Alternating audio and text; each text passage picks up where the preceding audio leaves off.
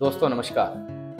Nifty 18,500 के ऊपर trade कर रहा है। मार्केट की ये जो लेवल है, लाइफ हाई पे हमारा पूरा मार्केट चल रहा है और इस मार्केट में सबसे बड़ा अगर कोई यक्ष प्रश्न हर एक के सामने है तो जो पुराने इन्वेस्टर है उनके सामने ये सवाल है कि क्या अभी इस लेवल पे प्रॉफिट बुकिंग करें, और जो नए इन्वेस्टर्स है उनके सामने एक बहुत बड़ा सवाल है कि क्या इस लेवल पे निवेश करें।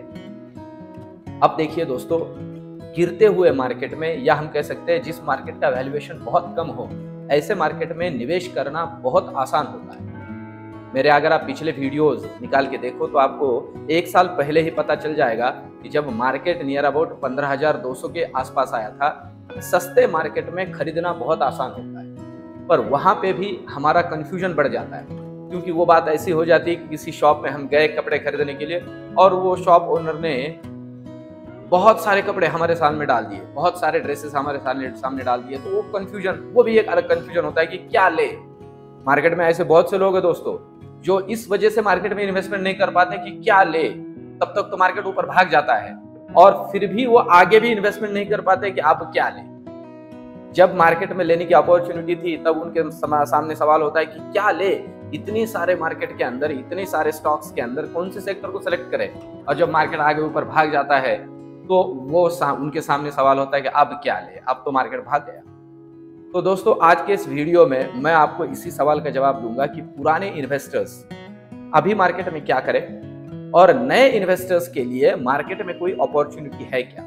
तो मार्केट में नए इन्वेस्टर्स के लिए भी एक अपॉर्चुनिटी है। उस अपॉर्चुनिटी को मैं आपको बहुत सिंपल से फंडामेंटल एनालिसिस के साथ चार्ट के ऊपर टेक्निकल का सहारा लेके आपको समझाऊंगा। तो दोस्तों मैं संदीप जोशी आप सभी लोगों का स्वागत करता हूं आपके अपने YouTube चैनल मार्केट गुरु फाइनेंशियल ट्रेनिंग सेंटर पे।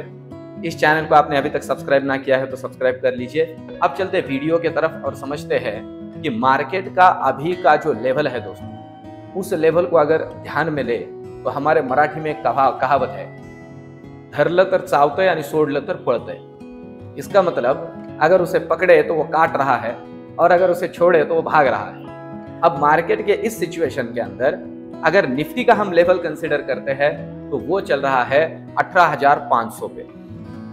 अब निफ्टी अगर 18,500 के लेवल पे चल रहा है तो बहुत से लोगों के सामने अभी एक सवाल है कि इस लेवल पे मार्केट के अंदर खरीदना मुनासिब है ही नहीं, या इस लेवल पे मार्केट के अंदर एंट्री करनी ही नहीं चाहिए।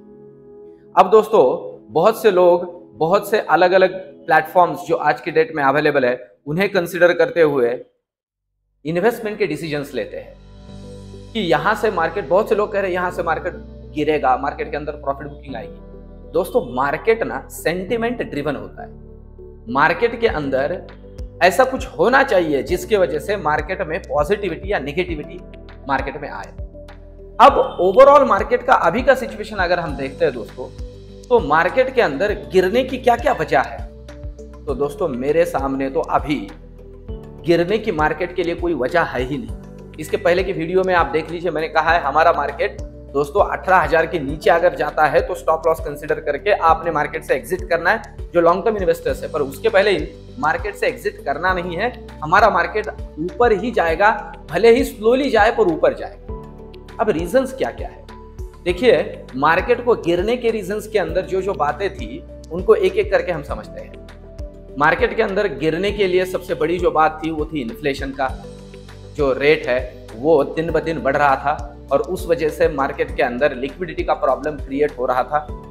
उस वजह से जो हमारी क्रेडिट पॉलिसी डिसाइड करने वाली या ओवरऑल मनी मार्केट को रेगुलेट करने वाली एंटिटी है RBI, वो दिन ब दिन इंटरेस्ट रेट ब्याज बढ़ा रही थी, रेपो बढ़ा रही थी। अब उसमें शायद कहीं पे ब्रेक लग जाएगा और वो नीचे आता हुआ हमें दिख सकता है, क्योंकि अभी अमेरिकन इकोनॉमी ये एक हमारे लिए सबसे बड़ा हेडेक थी, क्योंकि वहां पे उनका इन्फ्लेशन बढ़ने की वजह से और ओवरऑल जो मनी सप्लाई या लिक्विडिटी है उसका मिसमैनेजमेंट होने की वजह से जो इन्फ्लेशन उनके बढ़ रहे थे और साथ ही साथ डॉलर इंडेक्स बढ़ रहा था, उस वजह से हमारे यहाँ और एक नया प्रॉब्लम क्रिएट हो चुका था और वो था हमारे यहाँ डॉलर के रेट, रुपए के मुकाबले में डॉलर का रेट वो भी दिन ब दिन बढ़ रहा था।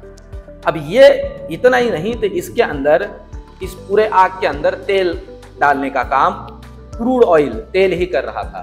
क्रूड ऑयल के रेट भी दिन ब दिन बढ़ रहे हैं। अब पिछले 15 से 20 दिनों में दोस्तों क्या क्या बदलाव हुए हैं मैं आपके सामने बहुत शॉर्ट में रखता हूँ। सबसे पहला बदलाव तो ये हुआ है कि जो क्रूड ऑयल है वो पिछले 6 महीने के near about on an average rate को कंसिडर करें तो नीचे आया है $100। सिर्फ $100 के नहीं, $80 के आसपास, 80 से $85 के बीच में अभी वो ट्रेड कर रहा है। तो उसका इम्पैक्ट दोस्तों मैं हर एक मेरे मार्केट के लेवल्स के वीडियो में बोलता हूं कि हमारे इकोनॉमी पे, हमारे ट्रेजरी पे सबसे ज्यादा अगर किसी चीज का बर्डन है तो वो है डॉलर का।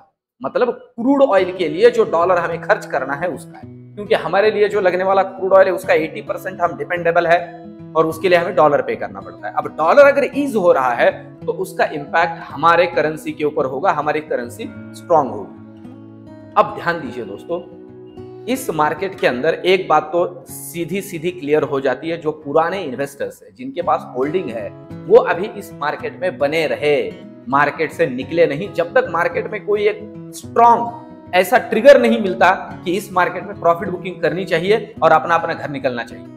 दोस्तों उसके लिए भी मैं तब वीडियो लेके आऊंगा कि दोस्तों आप ट्रिगर मिल चुका है, निकल जाइए, अपना अपना प्रॉफिट बुक कर लीजिए, पर अभी के लिए तो ऐसा कोई रीजन नहीं है। अब दूसरा सवाल है कि जो नए इन्वेस्टर्स है उनके लिए कहां अपॉर्चुनिटी है। दोस्तों नए इन्वेस्टर्स के लिए वही अपॉर्चुनिटी है जहां पे कोई गड्ढा गिरा था। मैं नॉर्मली कहता हूं जहां पे कोई गड्ढा गिरा था उस गड्ढे की तरफ ही अब लिक्विडिटी, मतलब पूरा लिक्विडिटी का फ्लो, जैसे पानी गड्ढे की तरफ निकलता है वैसे ही लिक्विडिटी का फ्लो गड्ढे की तरफ निकलता है। अब गड्ढा कहां गिरा था, तो उसके लिए दोस्तों मैं एक आपके सामने इंडेक्स रखता हूं और वो इंडेक्स है निफ्टी आईटी का इंडेक्स।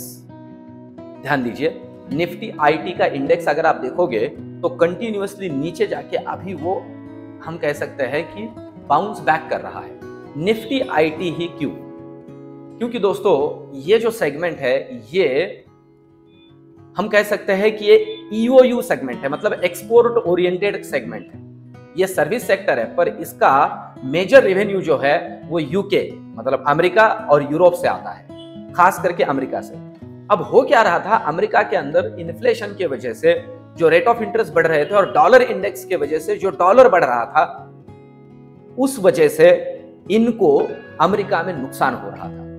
एक बात तो ये, और दूसरी बात ये कि जब डॉलर इंडेक्स मतलब डॉलर इंडेक्स बढ़ने लगता है, मतलब डॉलर का वैल्यू बढ़ने लगता है, तो इन्हें यहां बेनिफिट होता है पर इनका यहां बेनिफिट भी कम हो गया, या फिर हम कह सकते हैं कि वो बेनिफिट भी नलिफाई हो गया ड्यू टू हमारे यहाँ रुपया गिर रहा था और डॉलर के रेट और ज्यादा बढ़ रहे थे और हमारा इन्फ्लेशन रेट भी साथ ही साथ बढ़ रहा था। तो आईटी सेक्टर को अगर आप देखोगे तो कंटिन्यूअसली आईटी सेक्टर नीचे आया।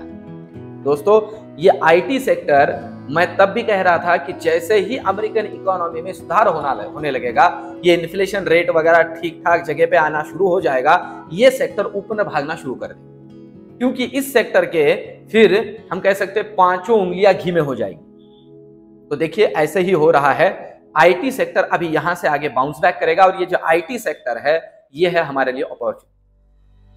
अब दोस्तों एक बात इसके अंदर मैं और एक जोड़ देता हूं कि आईटी सेक्टर से मैं आपके लिए एक कंपनी लेके आया।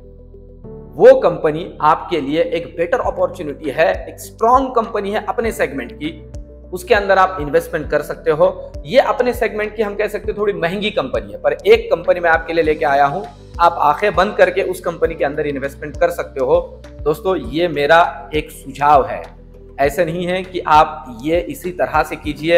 एक छोटा सा डिस्क्लेमर दे दूं, ये मेरा खुद का स्टडी है, रिसर्च है जो मैं आपके सामने रख रहा हूं, ये कोई ऐसा रिकमेंडेशन नहीं कि आपने करना ही चाहिए, पर मुझे लग रहा है यहाँ अपॉर्चुनिटी है।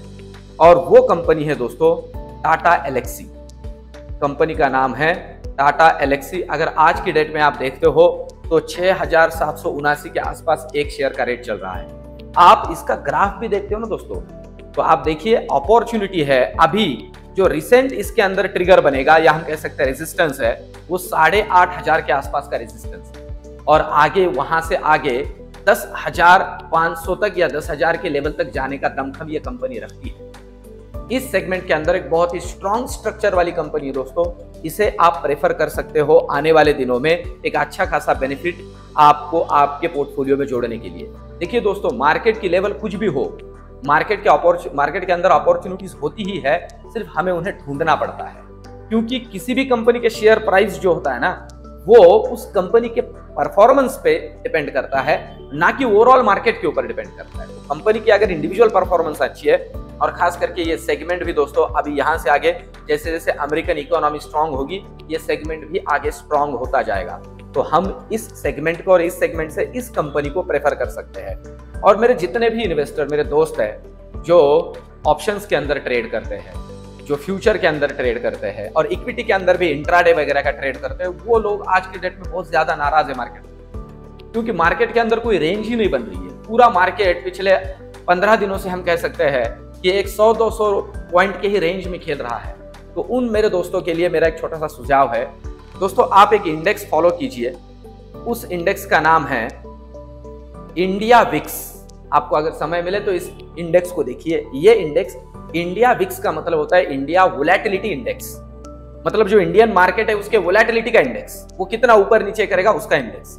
और इंडिया विक्स अभी चल रहा है दोस्तों 13.32, मतलब 13.5% के लेवल पे चल रहा है।